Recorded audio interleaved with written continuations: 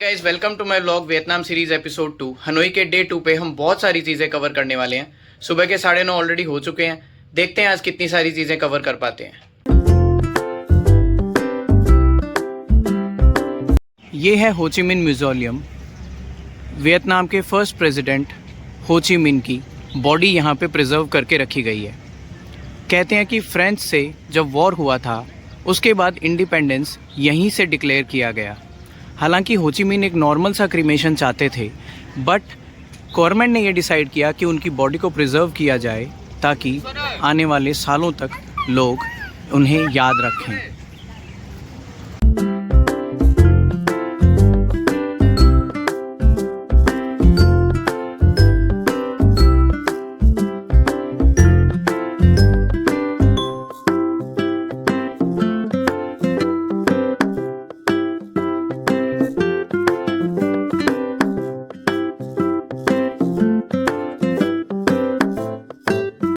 हमारा अगला स्टॉप है वन पिलर पगोड़ा।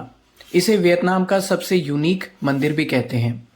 ली डायनेस्टी के किंग ली थई थोंग को सपने में गॉडेस ऑफ मर्सी ने दर्शन दिए।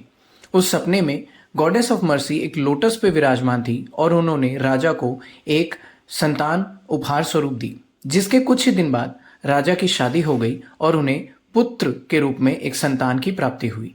उसका ग्रेटिट्यूड व्यक्त करने के लिए राजा ने वन पिलर पगोड़ा यानी कि लोटस शेप का एक ऐसा मंदिर जो कि सिंगल पिलर पे खड़ा है, इसका निर्माण किया।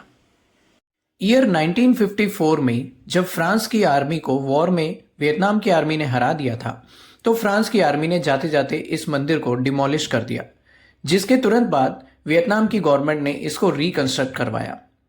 कहते हैं कि आज भी लोग इस मंदिर में संतान प्राप्ति, अच्छी सेहत, प्रोस्पेरिटी और ब्लेसिंग्स के लिए पूजा करने आते हैं।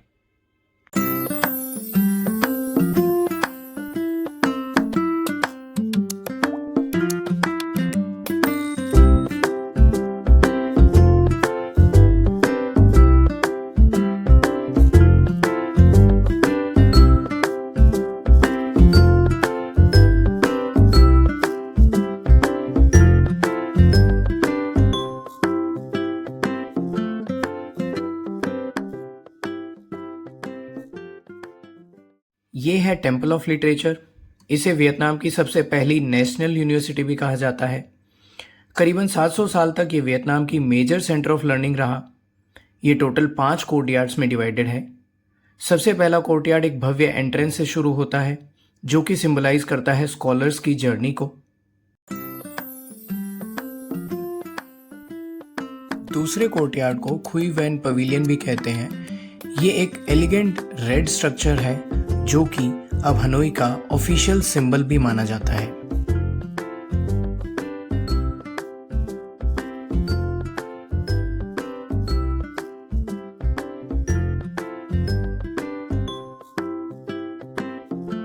तीसरे कोर्टयार्ड को the well of heavenly clarity कहते हैं। यहाँ पे बहुत सारे स्टोन स्टेल्स हैं जो कि टर्टल्स के बैक पे रखे हुए हैं।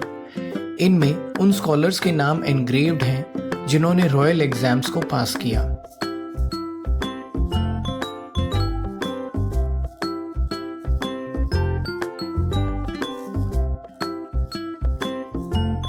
चौथा courtyard the courtyard of great success. इसे टेम्पल ऑफ लिटरेचर का स्पिरिचुअल हार्ट भी कहा जाता है। यह एक मंदिर है जो कि डेडिकेटेड है कन्फ्यूशियस और उनके 4 बड़े डिसाइपल्स को। यहाँ पे इनके स्टैचूज लगे हुए हैं और लोग यहाँ पे इनकी पूजा करते हैं। इसी के पीछे एक बड़ा हॉल है जिसमें एम्परर लाई थान थोंग की और बड़े किंग्स जिन्होंने यहाँ की लिटरेचर और एजुकेशन सिस्टम को बढ़ावा दिया, उनके स्टैचूज भी हैं। साथ ही है यहाँ पे एक गोल्डन टर्टल जिसकी यहाँ पे वर्शिप की जाती है। कहते हैं कि एग्जाम से पहले स्टूडेंट्स यहाँ पे गोल्डन टर्टल का आशीर्वाद लेने आते हैं ताकि वो एग्जाम्स में पास हो सकें।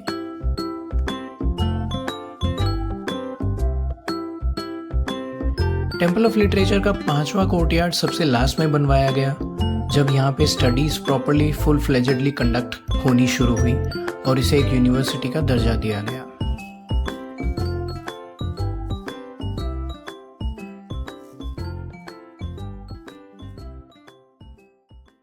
हमारा अगला अट्रैक्शन है क्वांथान टेम्पल, जो कि 11वीं सेंचुरी में यहाँ के एम्परर ली थाई तो ने बनवाया था।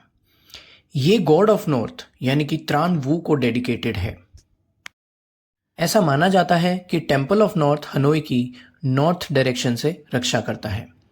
हनोई में 4 दिशाओं में ऐसे 4 मंदिर बनाए हैं जो कि हनोई की रक्षा करते हैं, जैसे कि Bach Ma the temple of east, Kim Lien the temple of south, Voi Phuc the temple of west and Tran Vu the temple of north.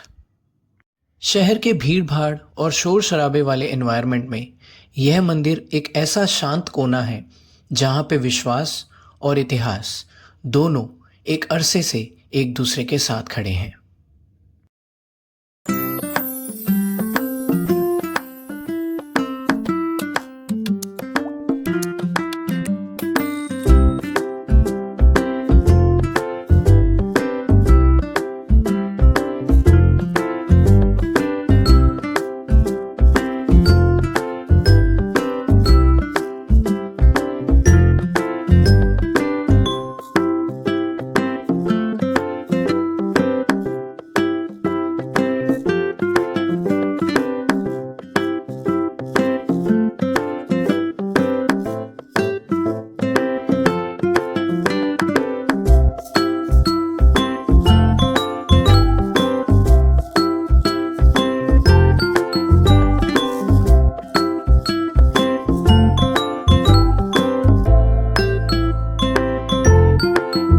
मंदिर की सबसे खास चीज है गॉड त्रान वू की यह मूर्ति, जो कि 3600 किलोग्राम की है और यह काले ब्रॉन्ज से बनी हुई है।